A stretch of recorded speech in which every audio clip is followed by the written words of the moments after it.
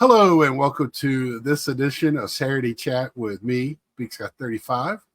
I want to talk a little bit about my hobby and stuff, and do a little touch on last Saturday and just put a nail in it and call it good.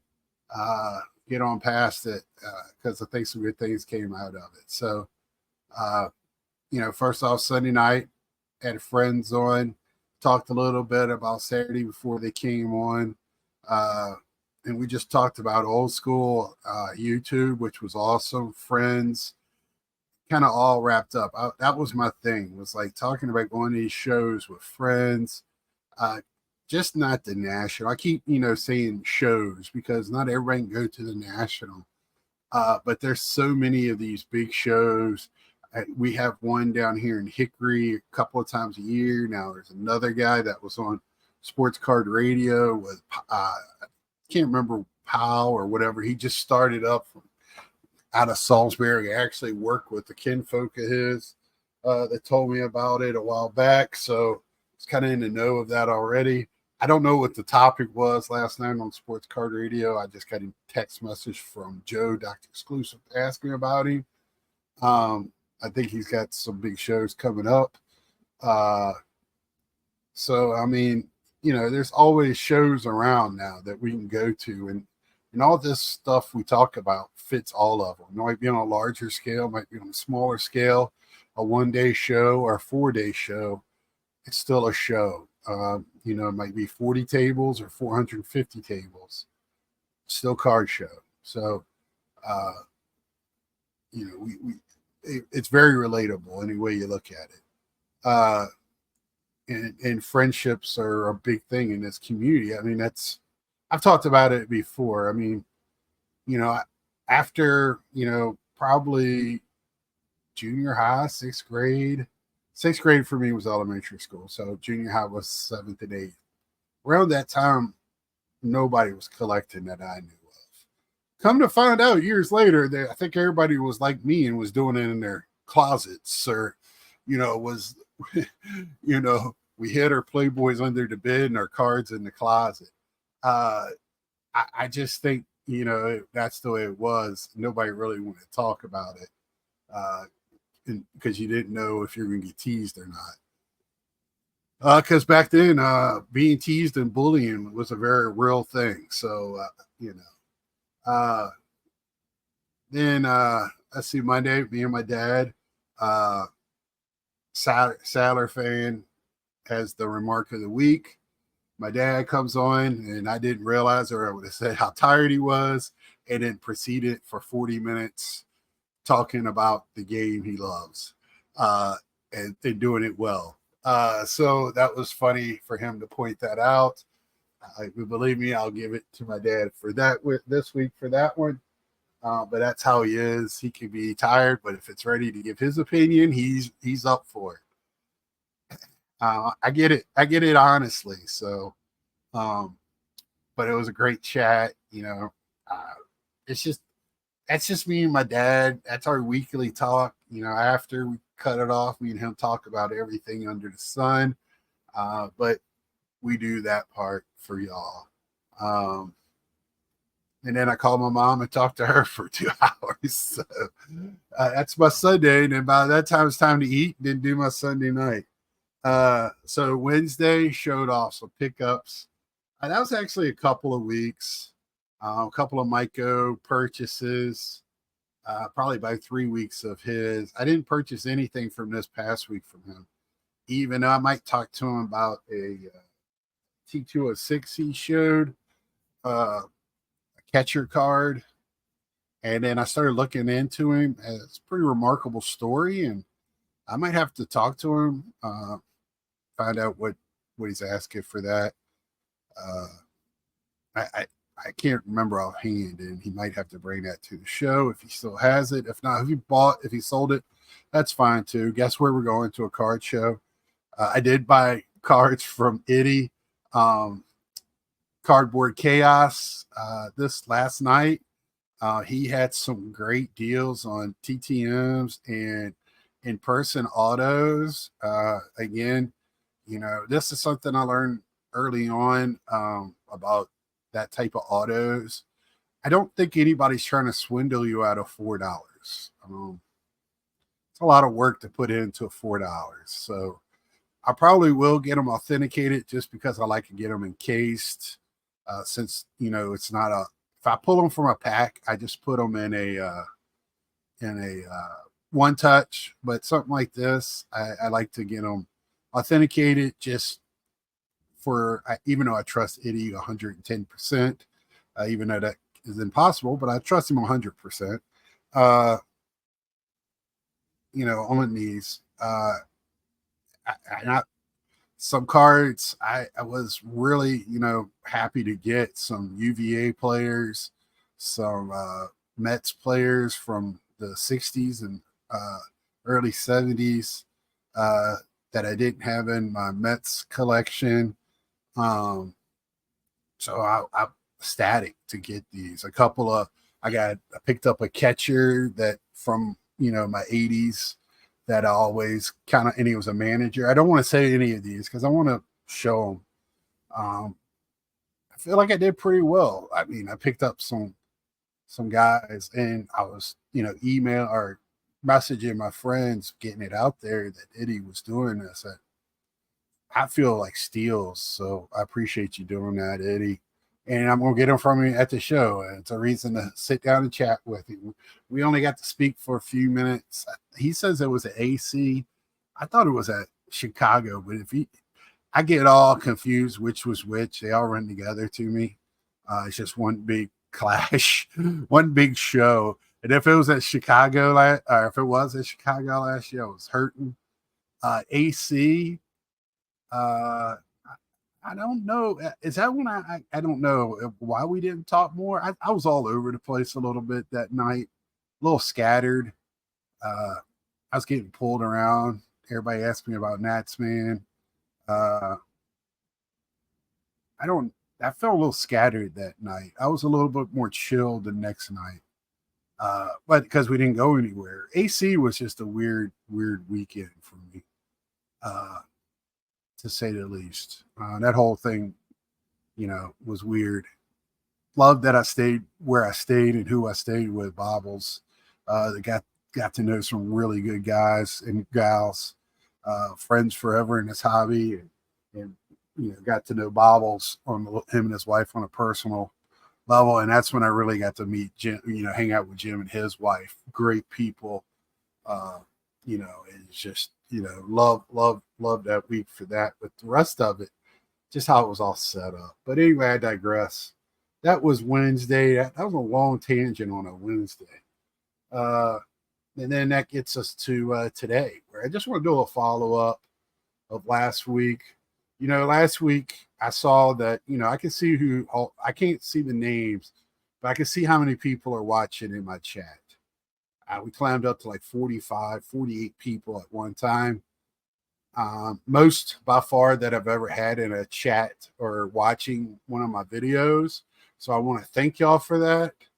But I know there was reasons behind it. You're waiting to see, is Scott going to do a part 2? And I'm sorry to disappoint.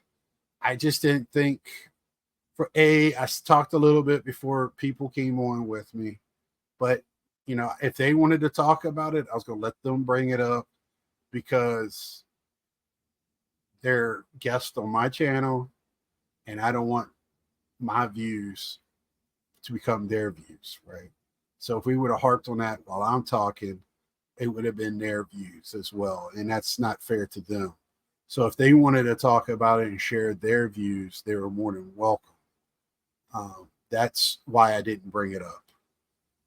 And it was really what I said. I felt like it was what I said. I stand by it 100%. And I'll get into some more of it. I got some great feedback and great some criticism, which was, hey, I take that too. I don't get upset with criticism. I take it and learn from it. If it's a learnable moment and if it's done correctly. And I said it last week and I say it again, even more people in the message agreed with what I had to say, but there was a but there, right? They know Orlando. They know Petty. I don't know him. And that was my point. I don't have a problem with them personally because I don't know them personally. I wasn't offended by what they did. I was more hurt by what people just kind of let that go. And it's not the first time, but that was the most outrageous that I've seen it, or straightforward. And that was my issue with it. I collect vintage. I collect all eras, of course. I didn't even know there was a difference until a couple of years ago. One of my friends brought it up. Have you noticed the vintage guys talking shit about the modern day? I didn't know it was going on. I didn't see it. I never heard it. Then I was told it's always been happening. I just thought we all collected. And I didn't know it was a difference between sports guys collecting and TTMers and all this other. I didn't know there was. I know there's different niches in the community, but we're all collectors at the end of the day. What does it matter what I collect and how I collect it? What business of yours is it how I spend my money?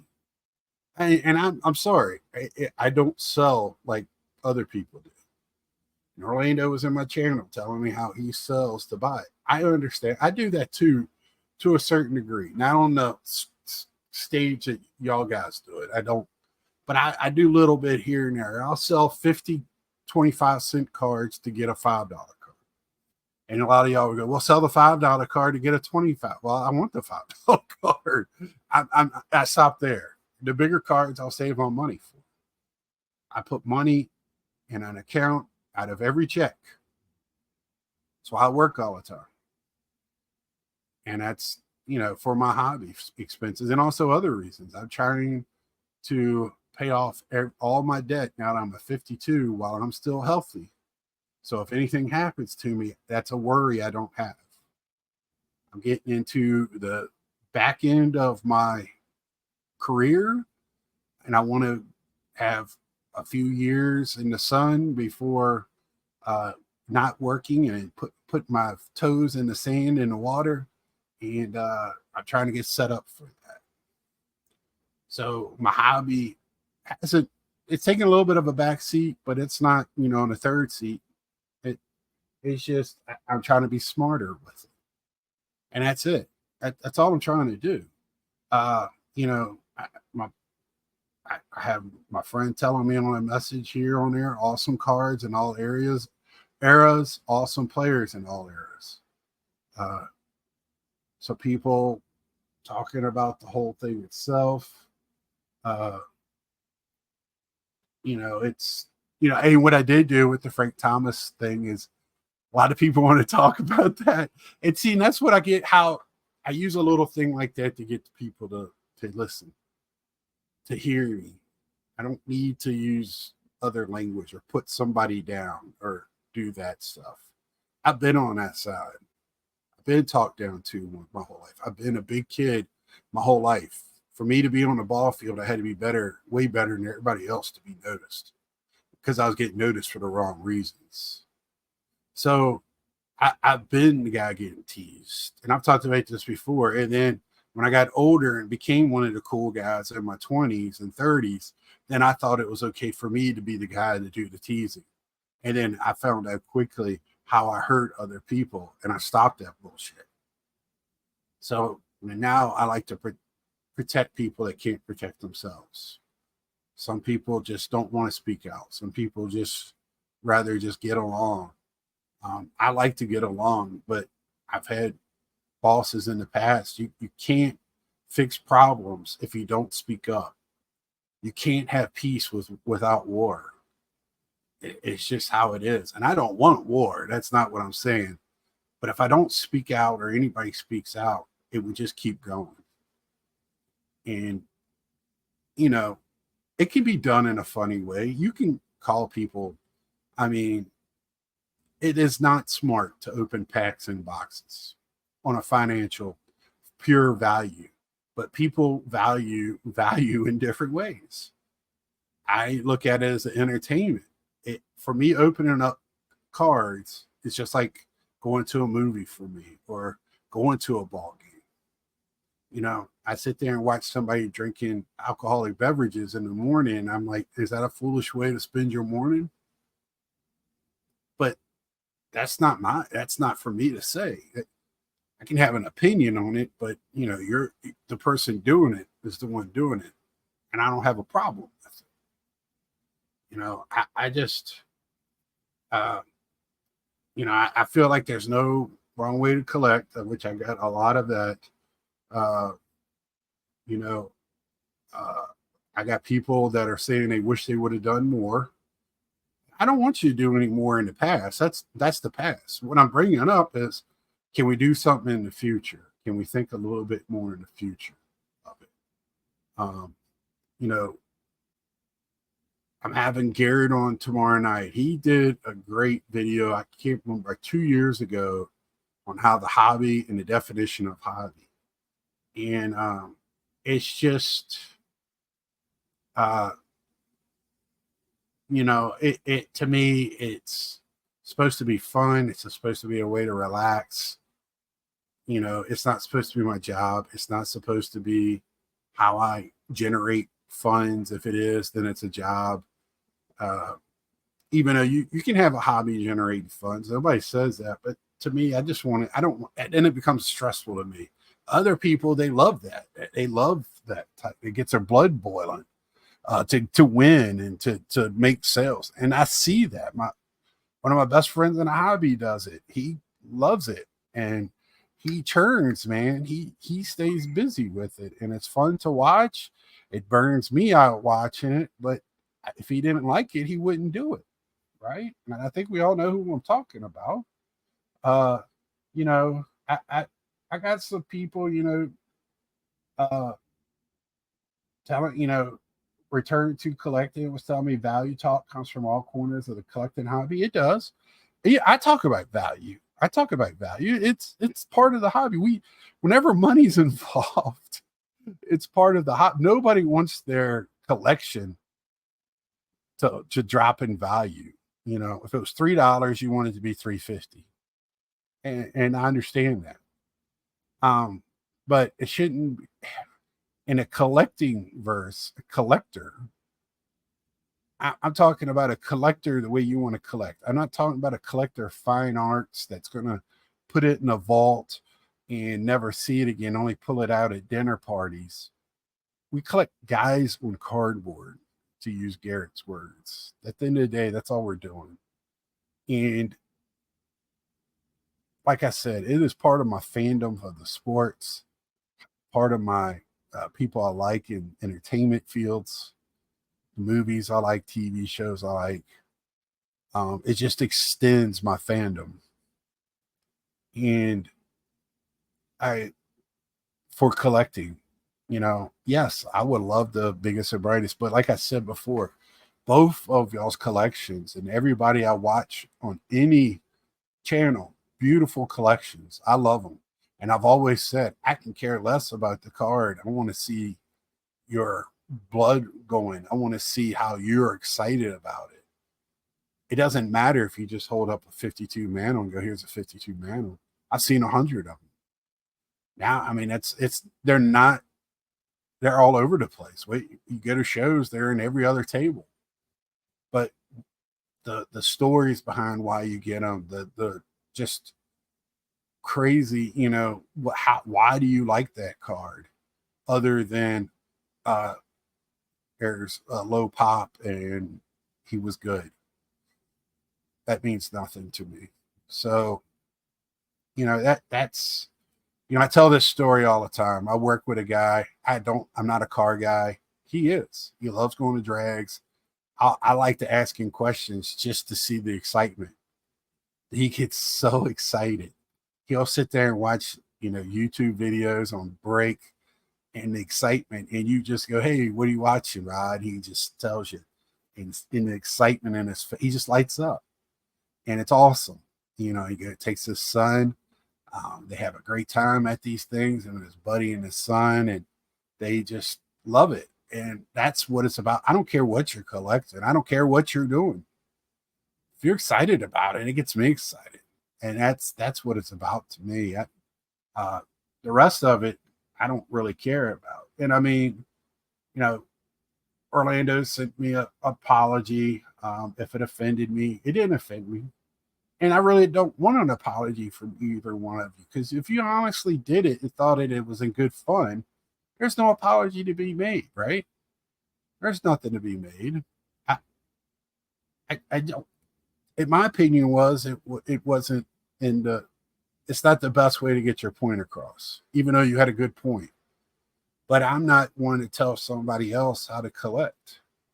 And when somebody asks me if they ask me an opinion of a card, if somebody asks me about schemes, I would ask them this question: are you collecting it because you like him? Or are you collecting it to make money? If you're collecting it to make money, don't buy it. Go buy stocks, bonds, land, property, a car. I don't care what you buy. Don't buy a schemes card. You do not buy cards to make money unless you're ready to get into that grind of a business. Ask our boy, ask Mike, ask JT. Those guys grind. B Roth, Ryan, they're on the move, on the go. There's no days off. There's no resting. And if you're ready to do that, then go for it. But if you're in it just for the hobby or collect a few cards, go for it. The best one is the one you like. That's easy enough. So I just wanted to, round to it, put a nail in it, saying I have no hard feelings. I'm not upset at anybody. I was just a little, I was a little hurt that nobody stepped up and said anything in that vintage group, and I hate seeing it. I do, because to me we're all collectors. But again, you're going to hang around the people, you're going to talk to the people that have the same interest you have, no matter what it is, an interest inside the interest, right? We're all friends when we get together at this national, at the YouTube get together, because we all collect. But we all stay together and hang out with certain people because how we collect and the way we jive with each other. And usually that's because we collect similar things. We have similar things to talk about. But yeah, I've crossed, like I said, I talked to Don, I talked to, other people, Blue Rock and some other guys that I never thought about one time what they collected and how they collected. I just not one time, never. And I used to get into breaks, but when the prices went up to get into those breaks, it was a great way to get into a break to get a team set of your team at a cheap rate. And if you got and you wanted to get in all cards, so most YouTube breaks are all cards. And usually I could get into one like $20-$25, way cheaper than a box, get all the Mets. And if I got any color or auto, that was a plus. That was massive. But yeah, that's gotten crazy. So I got out of that during COVID, and that is one thing that hasn't got back to normal. And I think that's because the breakers have gotten outlandish. They know how to entertain, and it's an entertainment thing. And they've got the hooks into the young people and the new people. I did want to point out Mike Moynihan on his bench clear. I think yesterday or the day before had 70s card collecting, that 70s card collector, which, by the way, I thought his hour was great with Mike and Ray and even Ed was good on here. But he talked about, being an old man, I'll get off my lawn. And they brought up some good points. And the point of you don't have to be young and collecting it. You could be new to this hobby. You got back in it older, the kids are out of the house, or you're getting back in it with your kids. However, or you're getting into it because your kids and you're new. You're just as green as a kid getting in it. And you see a young person open up a box and hit some mega card. You think that's how all boxes are. And we know a lot better than that. And I've gotten priced out of the boxes. I have. But that doesn't mean other people don't. They got to open for me to get what I want. I just put a stack of Pete Alonso's away this haul today, and I didn't buy one pack or one box. So for me to get those, somebody else has to open them, and then I have to offer good money. I've been enjoying the hell out of the chase this year, of the colors and variants and all that. But when I go to the show, I will be looking for vintage, because I told the last card show I went to, I bought one card, a Mickey Cocker Gowdy, and that was it, because I take $200 and that's what I found. And I was so happy to add that to my collection, because I didn't have a Mickey Cochran. It fit two holes that I didn't have. I didn't have a Gowdy and I didn't have a Mickey Cochran, and I want to get more Mickeys. Actually, this wasn't his playing day, it was a manager, and I want some playing days. So good luck to me. I know it's pricey. And while I'm at it, I'm going to tell you the other person that I'm looking for. I haven't really talked about it, and that's Roy Campanella at the show. I kicked myself. I had a perfect chance of getting his rookie a couple years ago at Chantilly. Had a hole in where somebody had it stuck in a wall or cork board with a tack, and I didn't pull the trigger, and I could have got it at a very reasonable. It would have been, authentic, but other than that, it was beautiful. And kick myself every day. That's one I don't have any regrets, but that's one that's really, really close to it. So, those are the types of cards I'll be looking for to show. Plus, I'll be still looking for my moderns. I'll still be looking for. I have 3 Roberto Clementes to complete his Topps playing days run. I keep picking up all the other cards instead of just getting those 3. And I won't have as much money as I usually have at this show. So I got to really be picky and choosy. And that's what I'm saying. I'm waiting probably till Saturday afternoon, Sunday to start purchasing things, because I want to get the best price. And I'm not worried about if somebody else, because I can't buy, somebody gets the best 2 or 3 of Roberto Clemente on the floor, and I didn't get it. That's okay. It'll be around again. I don't have FOMO. Those cards have been around since the 50s and 60s. They'll come back around again. So that's all I got for this week. Tomorrow night, like I said, Garrett from Card Cutter, I'll be on. Can't wait to have him on. I don't think Mike is going to be on. I think he's at the farm with the family for enjoying this long weekend. But he might be on. And don't be surprised if other people drop by. And next week is planned to have Scott from Reindeer Studios. We're going to get the insight on Cleveland from him, and